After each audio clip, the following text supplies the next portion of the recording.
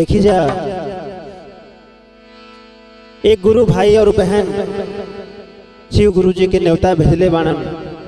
न्योता कौना माध्यम से भेजतानन कहतानन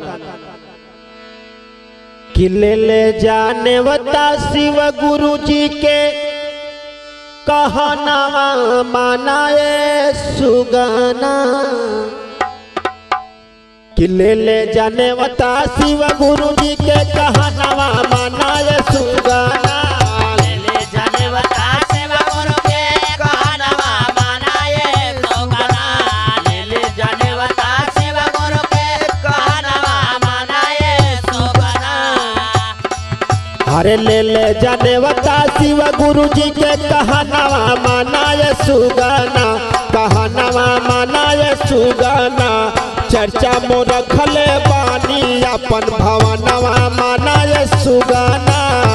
चर्चा मोर रखले बानी अपन भवनवा मानाए सुगाना। चर्चा मोर रखले बानी अपन भवनवा मानाए सुगाना। अरे ले जाने वता शिव गुरु जी के कहना मानाए सुगाना। ले जाने वता शिव गुरु के कहना मानाए सुगाना। ले जाने वता शिव गुरु के कहना मानाए सुगाना। अरे ले जाने वता शिव गुरु जी के कहना मानाए सुगाना।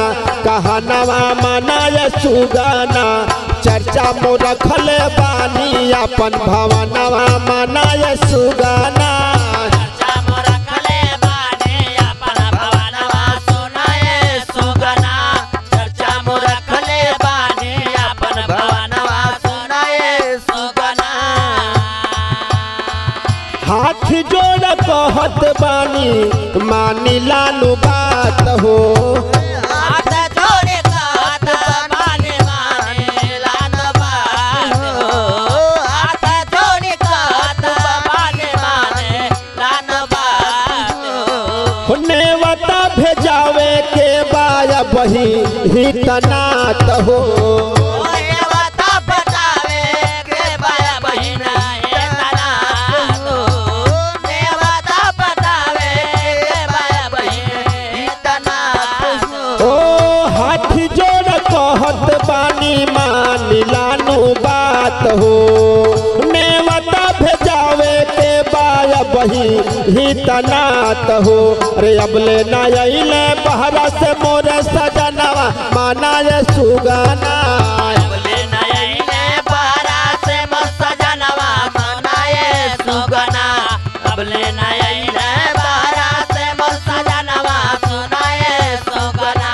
अरे अब ले नइले बाहर से मोर सजनवा सुनाए सुगाना। सजनवा सुनाए सुगाना। अरे चर्चा मोर रखले बानी अपन भवनवा सुनाए सुगाना। चर्चा मोर रखले बानी अपन भवनवा सुनाए सुगना।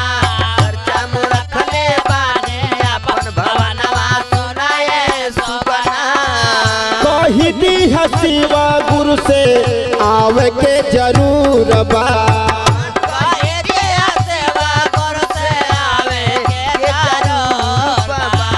कहे दिया सेवा गुरु से आवे के जरूर बा। हो तेरा ना लगई है भल ही घर हमार दूर बा। तेरा ना लगई है भला घर हमार घर बा। तेरा ना लगई है भला घर हमार घर बा। कही दी शिव गुरु से आवे के जरूर बा। तेरा ना लगई है भल ही घर हमार दूर बा। निर्छल सुबह सके होता रही भजनवा सुनाए सुगाना। सुबास के होता रही भजनवा सुनाए सुगना। सुबास के होता रही भजनवा सुनाए सुगना। निर्छल सुबह सके होता रही भजनवा सुनाए सुगाना। भजनवा सुनाए सुगाना। चर्चा मोर रखले बानी अपन भवनवा सुनाए सुगाना। चर्चा में रखले बानी अपन भवनवा सुनाए सुगना।